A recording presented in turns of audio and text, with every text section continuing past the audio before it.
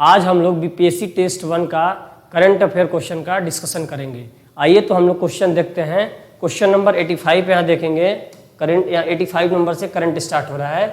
तो दिया है निम्नलिखित का मिलान कीजिए। ठीक है, तो इधर राज्य दिया हुआ है और इधर राज्यपाल दिया हुआ है। तो आइए ए ऑप्शन में है तेलंगाना, बी ऑप्शन में है सिक्किम, सी में है झारखंड और डी में है छत्तीसगढ़। तो हम लोग आइए मिलान करते हैं। ए का हो जाएगा जिष्णु देव वर्मा, बी का हो जाएगा सिक्किम के हो जाएंगे ओम प्रकाश माथुर, झारखंड के हो जाएंगे संतोष कुमार गंगवार और छत्तीसगढ़ का रमंडे का। तो आइए हम लोग कूट में देखते हैं कि कौन सा हमारा कूट मैच कर रहा है। तो हमारा ए का 2, बी का 1, तो ऑप्शन नंबर बी में ही मैच कर रहा है, बाकी किसी में नहीं मैच कर रहा है। ठीक है, नेक्स्ट क्वेश्चन की तरफ चलते हैं हम लोग। क्वेश्चन नंबर 86 में दिया हुआ है 27 जुलाई से 9 अगस्त 2024 के बीच में आयोजित खान पेस्ट, यहाँ पे सॉरी खान पेस्ट नहीं होगा, यहाँ पे होगा खान क्वेस्ट। यहाँ पे आप करेक्ट कर लेंगे, खान क्वेस्ट। ठीक है, खान क्वेस्ट के संबंध में निम्नलिखित कथनों पे विचार कीजिए। ठीक है, यहाँ पे स्टेटमेंट 1 में है यह भारत और मंगोलिया के बीच में द्विपक्षीय सैन्य अभ्यास हुआ। सेकंड में है यह भारत के राजस्थान में आयोजित किया गया है। तो इसमें से कौन सा कथन सत्य है वो बताना है। ठीक है, तो जो खान क्वेस्ट है ये भारत और मंगोलिया में ना होकर के बीच ना होकर के ये बहुराष्ट्रीय सैन्य अभ्यास है। ठीक है, तो स्टेटमेंट 1 तो यहाँ इनकरेक्ट हो जाता है। स्टेटमेंट 2 देखते हैं, यह भारत के राजस्थान में आयोजित हुआ, नहीं, ये भारत के राजस्थान में ना होकर के मंगोलिया के कैपिटल उलान बटोर में होता है। ठीक है, तो हमारा सेकंड स्टेटमेंट भी इनकरेक्ट हो जाता है। तो इसका आंसर क्या होता है, डी हो जाएगा।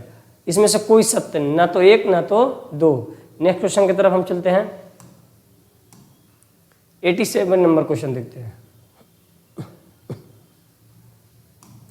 87 नंबर में दिया हुआ है हमारा क्वेश्चन, निम्नलिखित कथनों पर विचार कीजिए। ठीक है, स्टेटमेंट 1 है कि हाल ही में नीदरलैंड के पूर्व प्रधानमंत्री मार्क रूटो को नाटो का अगला महासचिव चुना गया है, नियुक्त किया गया है। सेकेंड स्टेटमेंट है नाटो का स्थापना 4 अप्रैल 1949 को किया गया और इसका मुख्यालय स्विट्जरलैंड के जेनेवा में है। तो इसमें असत्य कथन का चयन करना है हमको। यहाँ पहले देखेंगे, सत्य कथन का चयन नहीं करना है, यहाँ पे इनकरेक्ट स्टेटमेंट का चयन करना है। तो आइए देखते हैं, मार्क रूटो को नाटो का अगला महासचिव नियुक्त किया गया, ये स्टेटमेंट बिल्कुल करेक्ट है। सेकेंड स्टेटमेंट देखेंगे, नाटो का स्थापना 4 अप्रैल 1949 को किया गया था। ठीक, लेकिन इसका जो मुख्यालय है जिनेवा में ना होकर के बेल्जियम के ब्रुसेल्स में है। ठीक है, तो स्टेटमेंट यहाँ पे ये सेकंड वाला इनकरेक्ट है। आइए हम लोग कुछ नाटो के बारे में कुछ पॉइंट ऐड कर लें। देखिए, इसका स्थापना हुआ था नाटो का 4 अप्रैल 1949 को इसका स्थापना हुआ था। ठीक है, सेकंड हम देखेंगे कि इसका महासचिव कौन सा है। आप महासचिव तो मार्क रूटो।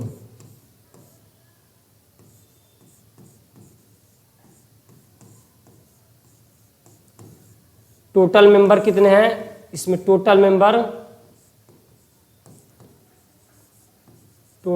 हो जाएंगे 32।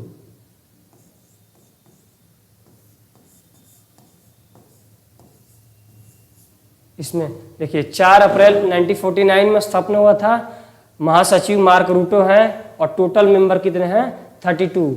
31 नंबर का जो मेंबर है फिनलैंड था और जो 32 का जो मेंबर है 32 नया मेंबर जुड़ा है वो स्वीडन है। आइए नेक्स्ट क्वेश्चन की तरफ हम देखते हैं।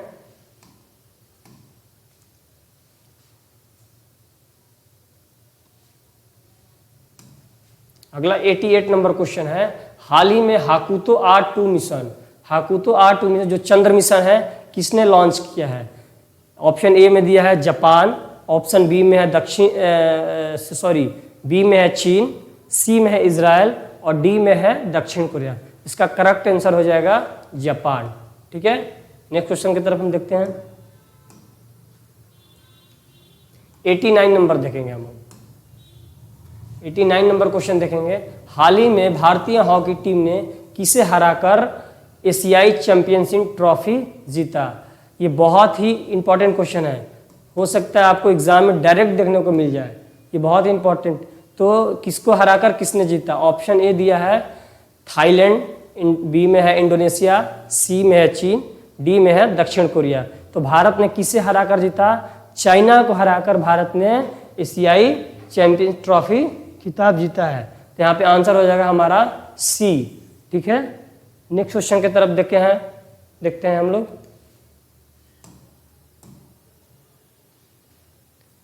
अब हम आ जाएंगे, देखें क्वेश्चन नंबर 90 नंबर। ठीक है,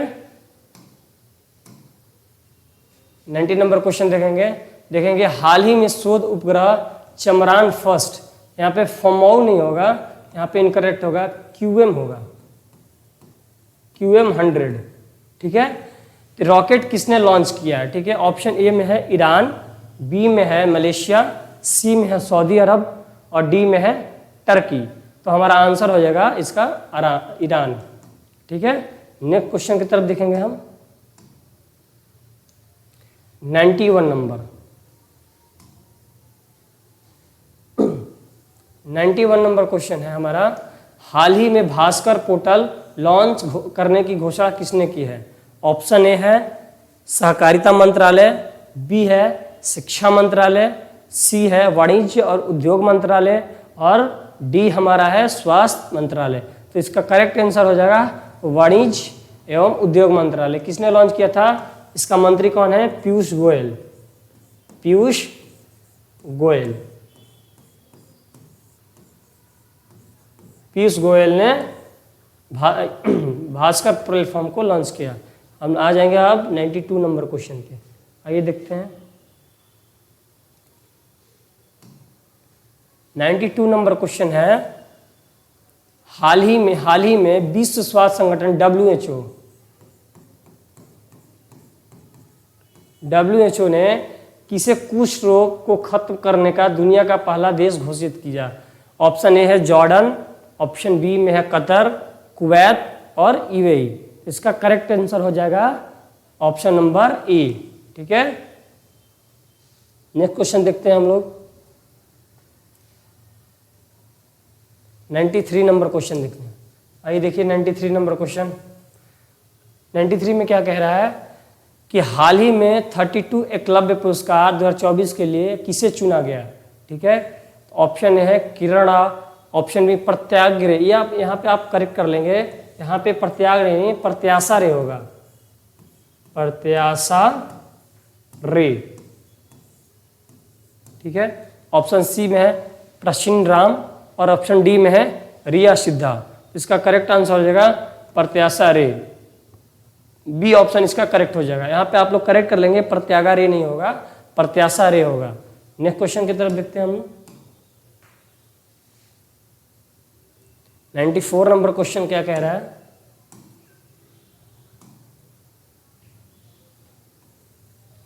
हाल ही में भारत सरकार ने पहला राष्ट्रीय सुरक्षा सेमीकंडक्टर निर्माण संयंत्र स्थापित करने के लिए किसके साथ समझौता किया है? भारत ने सेमीकंडक्टर के लिए किसके साथ समझौता किया है? तो यहाँ ऑप्शन ए में दिया हुआ है सिंगापुर, बी में दिया है जापान, सी में USA और डी में वियतनाम। तो इसका करेक्ट आंसर हो जाएगा USA। ठीक है, इसका करेक्ट आंसर हो जाएगा USA के साथ सेमीकंडक्टर के लिए भारत ने समझौता किया है। नेक्स्ट क्वेश्चन की तरफ हम बढ़ते हैं। 95 नंबर 95 में दिया हुआ है कि हाल ही में भारत ने किन देशों के साथ बायो फार्मास्यूटिकल गठबंधन शुरू किया है? ठीक है, तो ऑप्शन ए में है अमेरिका, जापान, दक्षिण कोरिया, बी में दिया हुआ है चीन, रशिया और नेपाल, सी में दिया हुआ है ब्रिटेन, रूस और इजराइल, डी में है ऑस्ट्रेलिया और चीन और ब्रिटेन। तो भारत ने बायो फार्मास्यूटिकल के लिए किसके साथ गठबंधन किया है? तो हमारा ए ऑप्शन करेक्ट हो जाएगा। ठीक है, नेक्स्ट क्वेश्चन तरफ देते हैं। 96 नंबर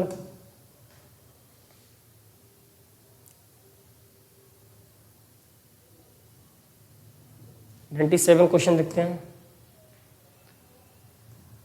97 में दिया हुआ है कि निम्नलिखित कथनों पे विचार कीजिए और असत्य कथन का चयन कीजिए।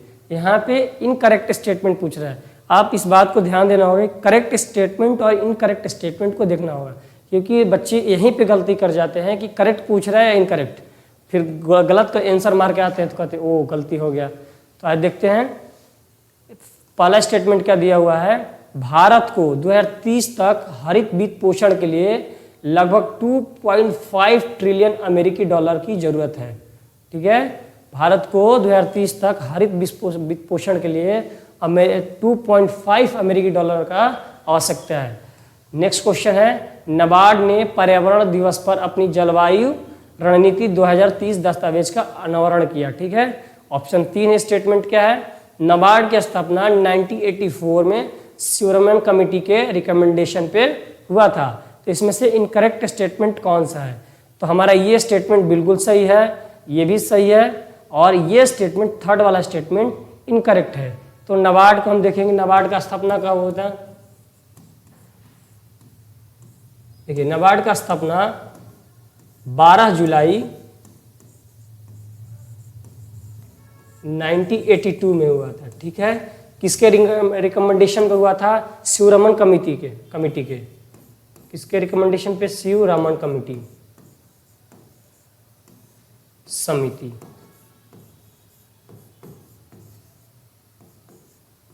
तो हम यहाँ पे स्टेटमेंट दिया है 84 नहीं होगा, यहाँ पे 82 होगा, 12 जुलाई 1982 को नाबार्ड का स्थापना हुआ। तो हमारा इसमें से कौन सा केवल इसमें सॉरी ऑप्शन गलत दिया हुआ है। ठीक है, तो आप इसमें ऑप्शन सही कर लेंगे, यहाँ पे सभी 3 की जगह होगा केवल 3। ठीक है, आप यहाँ पे करना केवल 3 इनकरेक्ट है। ठीक है, बाकी दोनों स्टेटमेंट सही है। नेक्स्ट क्वेश्चन की तरफ देखते हैं हम।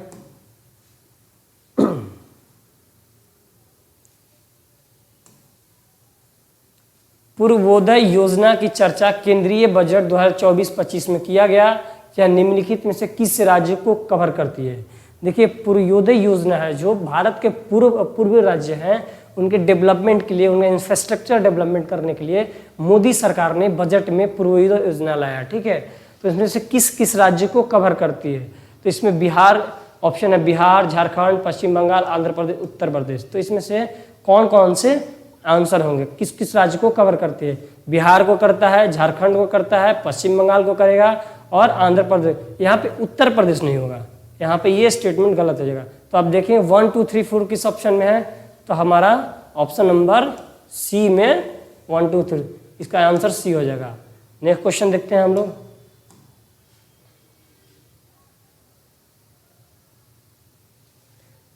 बहुत ही इंपॉर्टेंट क्वेश्चन है, बहुत इंपॉर्टेंट क्वेश्चन है, बीपीएससी के लिए बहुत ही इंपॉर्टेंट क्वेश्चन है। पद्म पुरस्कार 2024 के संबंध में कौन सा कथन सत्य है। ठीक है, अब देखेंगे पहला, पूर्व राष्ट्रपति उपराष्ट्रपति एम वेंकैया नायडू, अभिनेता चिरंजीवी, वैजयंतीमाला बाली और भारतनाट्यम नृत्यंगना पद्म सुब्रमण्यम को पद्म विभूषण से सम्मानित किया गया। ठीक है, नेक्स्ट है कि सुलभ इंटरनेशनल के संस्थापक बिंदेश्वरी पाठक को मरणोपरांत पद्म विभूषण से सम्मानित किया गया। अगला है सी ऑप्शन में, ताइवान के फॉक्सन ग्रुप के चेयरमैन यंग लियू को पद्म भूषण से सम्मानित किया गया। तो इनमें से कौन सा स्टेटमेंट करेक्ट है। ठीक है, तो इसमें से स्टेटमेंट देंगे, राष्ट्रपति उपराष्ट्रपति वेंकैया नायडू को मिला है, चिरंजीवी को भी मिला है, पद्म विभूषण इनको मिला है, वैजयंतीमाला बाली को मिला है और भारतनाट्यम के नृत्यंगना पद्मा सुब्रमण्यम को मिला है। तो 5 लोगों को मिला है ये पद्म विभूषण, और एक और मिला है बिंदेश्वरी पाठक को मिला है पद्म विभूषण। यहाँ पे फॉक्सन ग्रुप के जो चेयरमैन हैं उनको पद्म भूषण मिला, पद्म विभूषण नहीं, इनको पद्म भूषण मिला हुआ है। तो ऑल स्टेटमेंट आर करेक्ट, इसमें सारे स्टेटमेंट करेक्ट हो जाएंगे। आइए तो नेक्स्ट क्वेश्चन हम देखते हैं।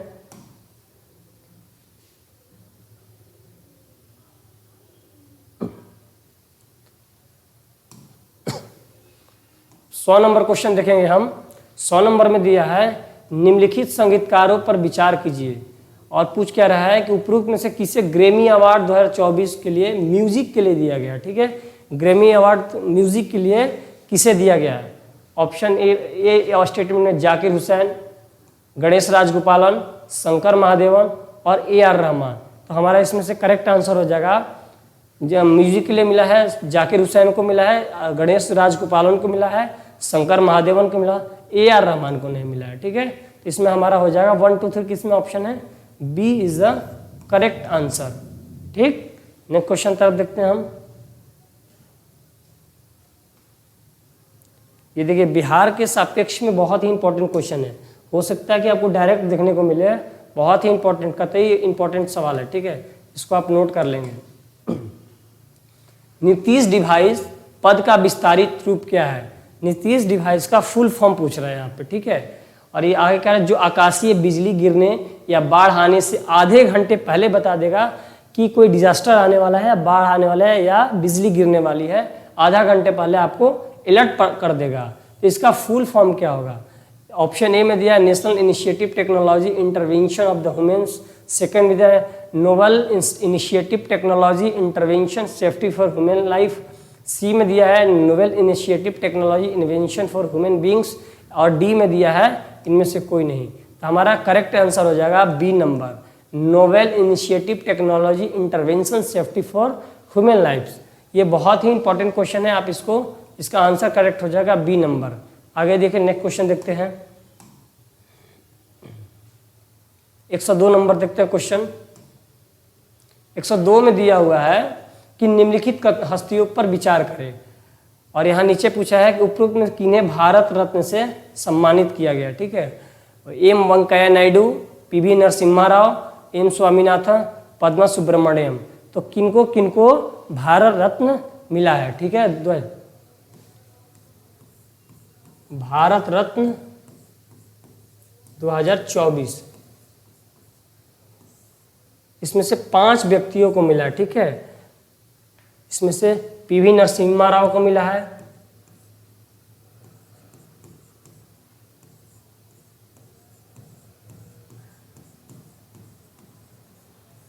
सेकंड में हो जाएगा कर्पूरी ठाकुर हो जाएंगे, कर्पूरी ठाकुर, LK अडानी, लाल कृष्ण अडानी, चौथा में हो जाएगा चौधरी चरण सिंह, चौधरी चरण सिंह, और पांचवा में हो जाएगा MS स्वामीनाथन, MS स्वामीनाथन।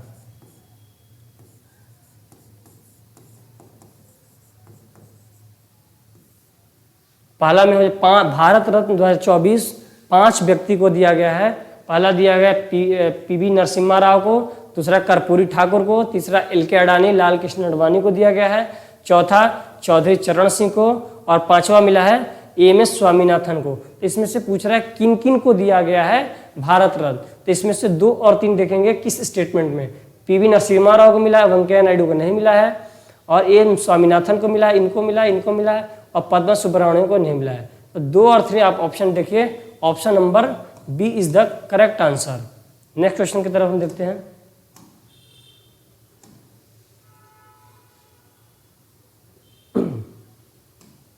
ये भी इंपॉर्टेंट क्वेश्चन है, खेल खिलाड़ी से एक क्वेश्चन पूछता ही है BPSC, इससे हो सकता है कि क्वेश्चन पूछ दे, T20 वर्ल्ड कप से, अंडर 19 विश्व कप से क्वेश्चन पूछ दे।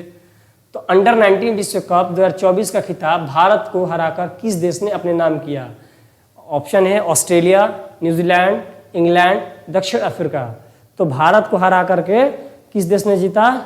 तो ऑस्ट्रेलिया ने भारत को हराया था। ठीक है, अंडर 19 कप। इसका विजेता कौन? अंडर 19 विश्व कप।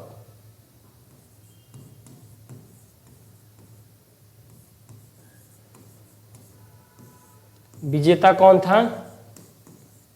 विजेता ऑस्ट्रेलिया था।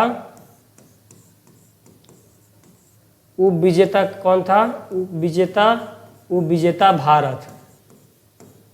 उप विजेता देखेंगे भारत। ठीक है, चलिए नेक्स्ट क्वेश्चन की तरफ देखते हैं। नेक्स्ट क्वेश्चन हमारा क्या है?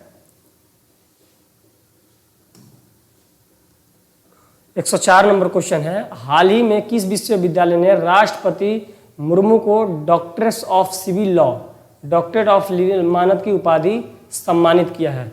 ऑप्शन ए में हो जाएगा शिकागो विश्वविद्यालय, ऑप्शन बी में हो जाएगा मॉरिशस विश्वविद्यालय, ऑप्शन सी में हो जाएगा मेलबर्न विश्वविद्यालय, ऑप्शन डी में हो जाएगा पेनिसिल्वेनिया विश्वविद्यालय। तो इसका करेक्ट आंसर हो जाएगा मॉरिशस विश्वविद्यालय। ठीक है, नेक्स्ट क्वेश्चन की तरफ हम देखेंगे।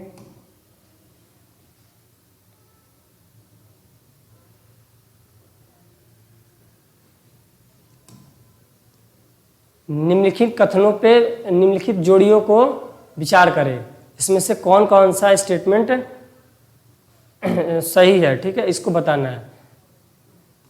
यहाँ पे नहीं लिखा है कि किस किस को करेक्ट, यहाँ पे थोड़ा मिसप्रिंट हो गया है कि कौन कौन सा स्टेटमेंट करेक्ट है। ठीक है, तो ऑपरेशन दोस्त जो है सूखे प्रभावित नाइजीरिया और भारतीय अन्य विदेशी नागरिकों को निकालना है। ऑपरेशन गंगा रूसी आक्रमण के दौरान यूक्रेन में भारतीय नागरिकों मुख्य रूप से छात्रों को एयरलिफ्ट कराना। और तीसरा है ऑपरेशन इंद्रावती हैती से भारतीय नागरिकों को निकालना।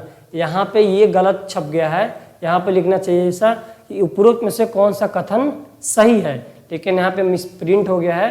तो आप देखेंगे ऑपरेशन जो दोस्त है, ऑपरेशन जो दोस्त था, जो ऑपरेशन उस समय चलाया गया था जो टर्की और सीरिया में भूकंप आया था, उस टाइम ऑपरेशन दोस्त चलाया गया था।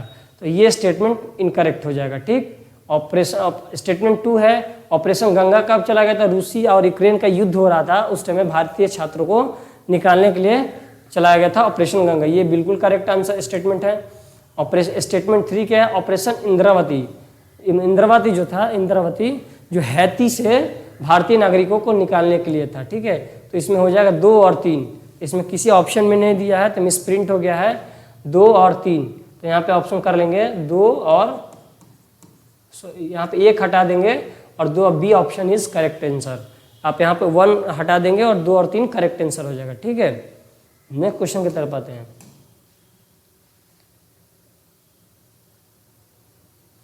नेक्स्ट क्वेश्चन कह रहा है 106 नंबर, यूएनडीपी ने अपनी मानव विकास रिपोर्ट 2023-24 में लैंगिक असमानता सूचकांक 2022 जारी किया है। इसके संदर्भ में कौन सा स्टेटमेंट करेक्ट है? फर्स्ट स्टेटमेंट हमारा है भारत 0.437 स्कोर के साथ 193 देशों में 108वें स्थान पे है। ठीक है, सेकंड स्टेटमेंट है भारत ने लैंगिक असमानता, भारत में जो है लैंगिक असमानता सूचकांक 2022 14 रैंकों की उछाल लगाई है। ठीक है, तो इनमें से कौन कौन सा स्टेटमेंट सत्य है? तो both are statement is correct, दोनों स्टेटमेंट जो है हमारा करेक्ट है। भारत ने 0.437 के स्कोर के साथ 193 देशों में 108वें स्थान पे है। और दूसरा स्टेटमेंट है भारत ने लैंगिक असमानता सूचकांक में भारत की जो है रैंक 14 अंकों की रैंक की छलांग लगाया। ठीक है, नेक्स्ट क्वेश्चन तरफ देखते हैं। 107 नंबर क्वेश्चन है, यहाँ पे देखेंगे, हाल ही में लोकसभा चुनाव संपन्न हुए और बताएं कि पहली बार किस जनजाति ने लोकसभा चुनाव में त्रिपुरा मतदान के तौर पे किया? कौन सा ऐसा जनजाति है जो त्रिपुरा में पहली बार लोकसभा चुनाव में भाग लिया? ऑप्शन है लेप्चा जनजाति, जमातिया जनजाति, कुकी जनजाति और ब्रू जनजाति। ठीक है, तो इसका करेक्ट आंसर हो जाएगा ब्रू जनजाति। ठीक है, आप नोट करेंगे यहाँ पे ब्रू जनजाति is a correct answer. Next question देखेंगे।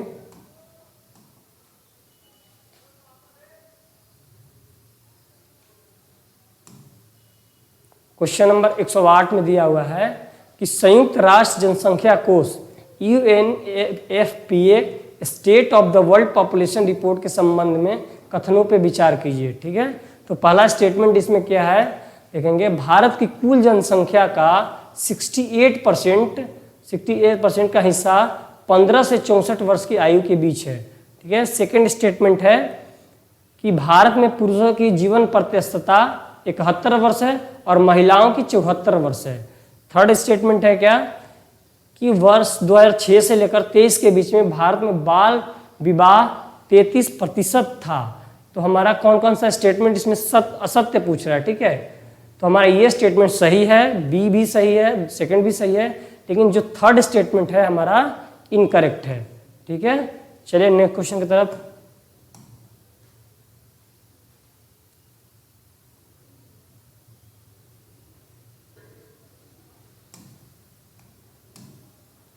देखिए बहुत ही इंपॉर्टेंट ये भी क्वेश्चन है, सक्षम ऐप। देखेंगे आप, थोड़ा सा इसमें देख लेंगे, सक्षम ऐप। इसको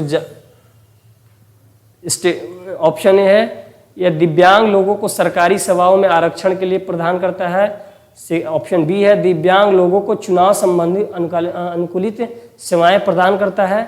ऑप्शन सी में है, दिव्यांग लोगों को संसद में सीटें आरक्षित करना। और ऑप्शन डी में है, कोई नहीं। ठीक है, तो इसमें कौन सा आंसर होगा? तो हमारा आंसर हो जाएगा करेक्ट ऑप्शन नंबर बी हो जाएगा। ठीक है, तो इसको जारी किसने किया है? सक्षम ऐप को election commission, ECI, election commission of India, ECI ने इसे सक्षम ऐप को जारी किया है और दिव्यांग लोगों को चुनाव संबंधित अनुकूलित सेवाओं को प्रदान करने के लिए इसे जारी किया गया। ठीक है, नेक्स्ट क्वेश्चन की तरफ देखेंगे।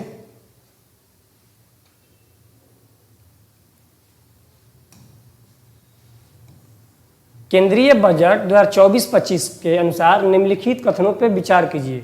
ठीक है, हमारा पहला स्टेटमेंट केंद्रीय बजट में 24-25 में स्टेटमेंट दिया, उस पर विचार करना है हमें। आइए देखते हैं।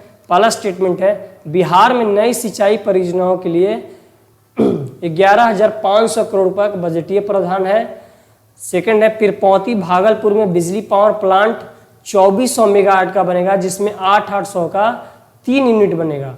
तीसरा स्टेटमेंट है, अमृतसर कोलकाता औद्योगिक केंद्र का मुख्यालय गया में बनाया जाएगा। ठीक है, चौथा स्टेटमेंट है, काशी विश्वनाथ कॉरिडोर के तर्ज पे, काशी विश्वनाथ के कॉरिडोर के तर्ज पे बिहार में विष्णुपद महाबोधि मंदिर जो गया में है, कॉरिडोर विकसित किया जाएगा। तो इसमें से कौन सा स्टेटमेंट करेक्ट है? तो इसमें से हो जाएगा, ये फर्स्ट करेक्ट है, सेकंड भी करेक्ट है, थर्ड भी करेक्ट है, fourth, all statement are correct. ठीक है, तो ऑप्शन नंबर इसका डी होगा। चलिए, तो हम लोग मिलते हैं नेक्स्ट वीडियो में, सेकंड टेस्ट में मिलेंगे करंट अफेयर के डिस्कशन में।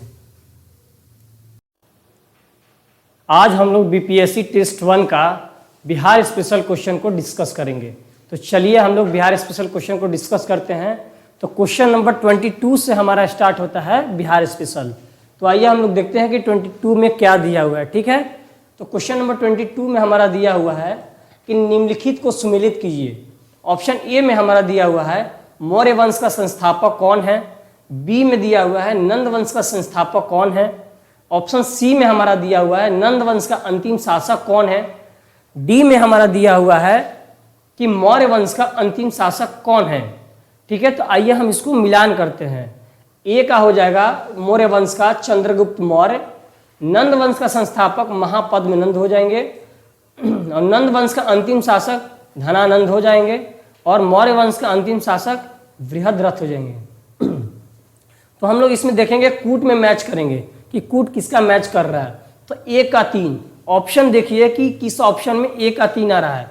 तो सी और डी तो कट गया, सी और डी की तरफ हमें जाना ही नहीं है, और ऑप्शन ए और बी की तरफ हम जाएंगे। तो दोनों में दिया हुआ है ए का 3। अब बी की तरफ जाएंगे, बी का 1 है, तो देखिए बी का 1 किस में दिया हुआ है। तो option B is the correct answer. हमारा ऑप्शन बी जो हो जाएगा करेक्ट आंसर। ठीक है, तो नेक्स्ट क्वेश्चन की तरफ चलते हैं।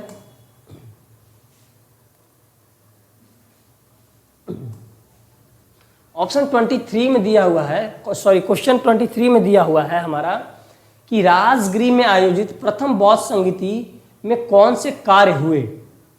ऑप्शन ए में हमारा दिया हुआ है कि बौद्ध धर्म 2 भागों यानी स्थावीर और महासंघिक के रूप में विभाजित हुआ था।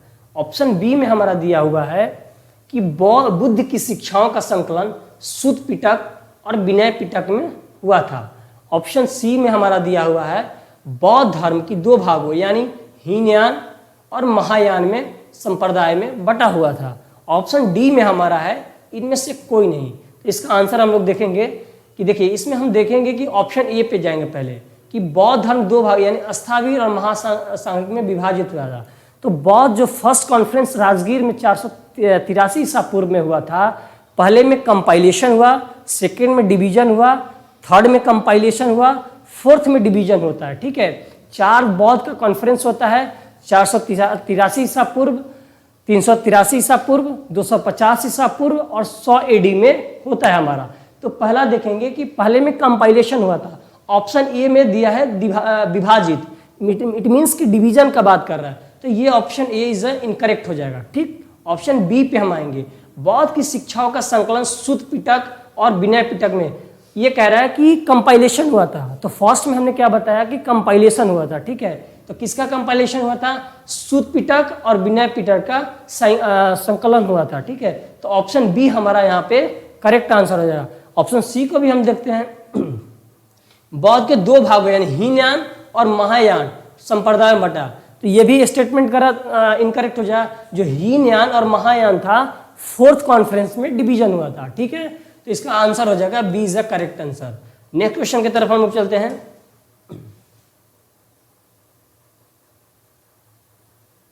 नेक्स्ट क्वेश्चन 25 नंबर है। 25 नंबर क्वेश्चन कर रहा है कि चंपारण सत्याग्रह के संबंध में असत्य कथन का चयन करें। ए नंबर में दिया हुआ है, यह गांधी जी का भारत में पहला सत्याग्रह था।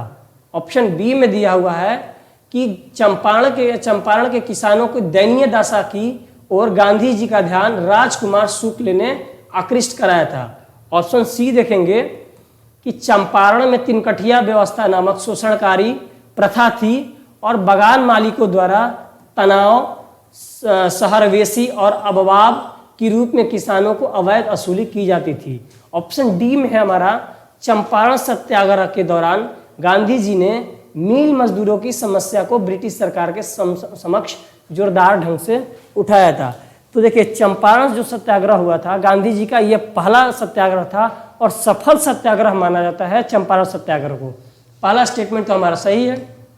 सेकेंड स्टेटमेंट है कि चंपारण के किसानों को दयनीय दशा को गांधी जी को किसने आकृष्ट किया था, 1916 में लखनऊ अधिवेशन में राजकुमार शुक्ल ने गांधी जी की तरफ आकृष्ट कराया था। यह भी स्टेटमेंट हमारा सही है। चंपारण में तिनकठिया व्यवस्था प्रथा थी और वहां के जो बगान मालिक होते थे जबरदस्ती 3 हिस्से पे उनसे नील की खेती कराते थे, ठीक है, तो ये भी स्टेटमेंट सही है। तो डी जो हमारा है इनकरेक्ट है। जो चंपारण सत्याग्रह के दौरान गांधी जी ने मिल मजदूरों की समस्या यहाँ नहीं उठाए थे, वो खेड़ा में उठाए थे, तो ये स्टेटमेंट इनकरेक्ट है। इसका आंसर हो जाएगा हमारा D option is a correct answer. चलिए नेक्स्ट क्वेश्चन की तरफ हम लोग देखते हैं। नेक्स्ट क्वेश्चन हमारा 26 नंबर दिया हुआ है कि अभी बिहार ऐसा प्रांत है जो हमें रास्ता दिखा सकता है और हमारे लिए उदाहरण बन सकता है। यह कथन गांधी जी ने कब दिया था? तो ऑप्शन ए में हमारा दिया हुआ है 1939 में कांग्रेस मंत्रिमंडल के त्याग पत्र के समय। ऑप्शन बी में दिया हुआ है कि 1941 में बिहार शरीफ में सांप्रदायिक दंगे के समय। ऑप्शन सी है हमारा असहयोग आंदोलन के दौरान। ऑप्शन डी हमारा है नुआखाली सांप्रदायिक दंगे के दौरान। देखिए 1941 में बिहार में एक बिहार शरीफ जगह है, वहाँ पे व्यापक स्तर पे सांप्रदायिक दंगा हुआ था। उसी समय गांधी ने स्टेटमेंट दिया था कि बिहार ही एक ऐसा प्रांत है जो हमें रास्ता दिखा सकता है और हमारे लिए उदाहरण बन सकता है। तो इसका आंसर हो जाएगा B is a correct answer. ठीक है, तो नेक्स्ट क्वेश्चन की तरफ हम चलते हैं। क्वेश्चन नंबर 27 की तरफ देखेंगे हम। क्वेश्चन नंबर 27 में हमारा दिया हुआ है कि बिहार में 5 से 7 किलोमीटर चौड़ी पट्टी तराई क्षेत्र विस्तृत है। ठीक है, तो इसका ऑप्शन ए में देखेंगे। ऑप्शन ए में दिया हुआ है पूर्वी चंपारण, सीतामढ़ी, अररिया, किशनगंज। ऑप्शन बी में दिया हुआ है पूर्वी चंपारण, छपरा, दरभंगा, भागलपुर। ऑप्शन सी में हमारा दिया हुआ है सुपौल, मुंगेर, बेगूसराय, पूर्णिया। ऑप्शन डी में हमारा है सीतामढ़ी, मधुबनी, मधेपुरा, कटिहार। तो इसका आंसर क्या हो जाएगा कि जो देखिए जो बिहार के जो नेपाल से सटे कुछ क्षेत्र हैं, जो ऊपरी जिला है बिहार के, वो तराई के जो क्षेत्र हैं उनको कौन कौन से डिस्ट्रिक्ट आते हैं? पूर्वी चंपारण, सीतामढ़ी, अररिया, किशनगंज। इसका करेक्ट आंसर हो जाएगा पूर्वी चंपारण, सीतामढ़ी, अररिया, किशनगंज। इसका आंसर 27 का ए हो जाएगा। ठीक है, नेक्स्ट क्वेश्चन की तरफ देखेंगे। 28 नंबर क्वेश्चन देखेंगे हम लोग। 28 नंबर में दिया हुआ है नदियों का उद्गम स्थल पूछ रहा है। यहाँ पे बिहार की नदियां उसके उद्गम स्थल को जोड़े। यहाँ पे ए में दिया हुआ है कोसी, गंडक, बागमती, बूढ़ी गंडक। तो इसमें देखेंगे कि कौन सी रिवर जो है इनका ओरिजिनेट कहाँ से होता है। तो आइए हम लोग कूट में मिलान करते हैं। कोसी जो निकलती है सप्त कौशिकी से निकलती है, ठीक है। कोसी कहाँ से निकलती है, सप्त कौशिकी से, नेपाल से निकलती है। गंडक का हो जाएगा मानगमोट कुतांग, इसका आंसर ए का बी का 4 हो जाएगा। बागमती जो है महाभारत श्रेणी से निकलती है, और बूढ़ी गंडक जो निकलती है सोमेश्वर की श्रेणी से निकलती है। तो हम लोग इसका कूट को मैच करते हैं। कूट में मैच का कौन सा हो रहा है देखेंगे, ए का क्या हो रहा है 3, तो इसमें एक ही ऑप्शन मैच कर रहा है, बी ऑप्शन, ठीक है। तो इसका 28 का जो आंसर हो जाएगा B is the correct answer. Next question की तरफ देखेंगे हम लोग। क्वेश्चन नंबर 29 का है, 29 में दिया हुआ है कि इनमें से जीआई टैग प्राप्त बिहार के उत्पादों का कौन सा है। बिहार का जो उत्पाद है जिनको जीआई टैग मिला है, ए में दिया है जर्दालू आम, बी में दिया है शाही लीची, सी में दिया है मगही पान, और 4 में दिया है कतरनी चावल। तो इसमें से कौन सा कथन का सही प्रयोग करना है, उत्तर सही चुनना है। तो चारों को जीआई टैग मिला है, जर्दालू आम को भी मिला है, शाही लीची को भी मिला है, यहाँ पे मगही पान को देखेंगे कि मगही पान को भी मिला हुआ है, और कतरनी चावल को भी मिला है जीआई टैग। तो हमारा आंसर क्या हो जाएगा, सी इज द करेक्ट आंसर। अब देखेंगे क्वेश्चन नंबर 30।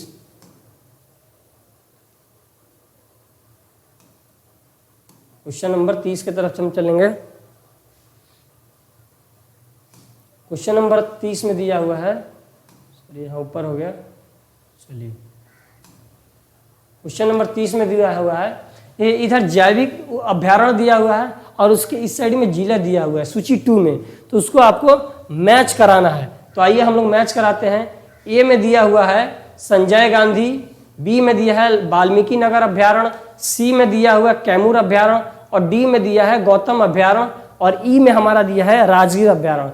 तो संजय गांधी जो है पटना हो जाएगा इसका, वाल्मीकि नगर का हो जाएगा चंपारण, कैमूर अभ्यारण्य का रोहतास हो जाएगा, और राजगीर का हो जाएगा नालंदा। तो हम लोग मैच करेंगे ए का 5।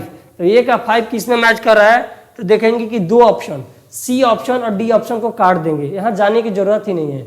तो संजय गांधी पटना, ठीक है। तो ए में और बी में भी दिया है 5, बी पे भी जाएंगे वाल्मीकि नगर का 3, बी में भी मैच कर रहा है 3, सी पे जाते हैं, सी क्या है कैमूर, कैमूर का 2 होगा, ठीक है। तो इट मीन्स कि इसका आंसर ए होगा, ठीक है। 30 नंबर क्वेश्चन का आंसर क्या होगा, ए नंबर। चलिए नेक्स्ट क्वेश्चन की तरफ चलते हैं।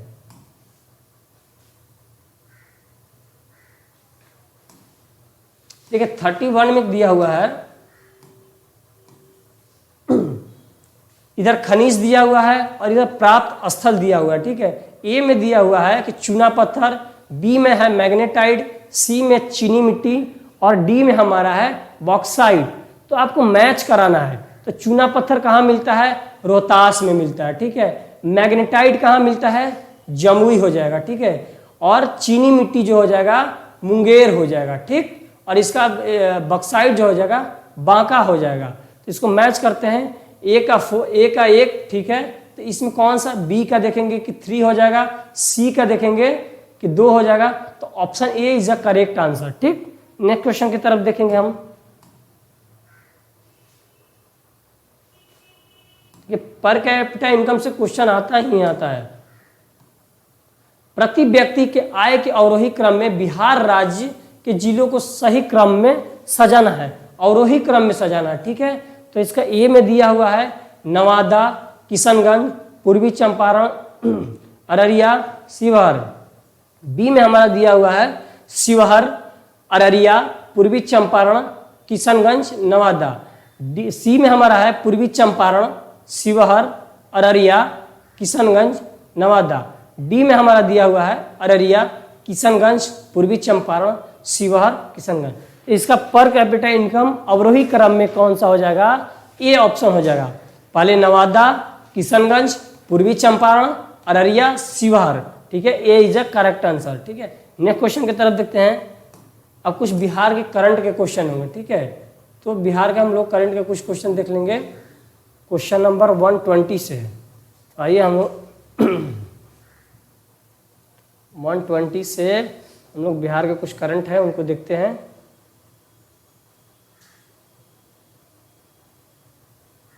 हाँ, वो 119 नंबर से है। आइए, क्वेश्चन दिया हुआ 119 नंबर में, बिहार सरकार ने ट्रांसजेंडर समुदाय के अधिकारियों को की रक्षा करने के उद्देश्य से पहली बार किसे ट्रांसजेंडर सब इंस्पेक्टर नियुक्त किया है? ऑप्शन ए में आमिर महतो, मानवी मधु कश्यप, सी में है लक्ष्मी नारायण त्रिपाठी, डी में है गौरी सावंत। तो इसका आंसर हो जाएगा ऑप्शन बी, मानवी मधु कश्यप इसका ट्रांसजेंडर सब इंस्पेक्टर चयनित हुई हैं। ठीक है, ऑप्शन हम नेक्स्ट क्वेश्चन की तरफ देखेंगे, हम 120 नंबर की तरफ। 120 में दिया हुआ है, बिहार सरकार के किस जिले में सकझा कोठी झील स्थित है? ऑप्शन ए में है मुंगेर, बी में है बेगूसराय, सी में है कटिहार, डी में है पूर्णिया। इसका आंसर क्या हो जाएगा? Purnia is the correct answer. ठीक है, नेक्स्ट क्वेश्चन की तरफ चलते हैं हम लोग।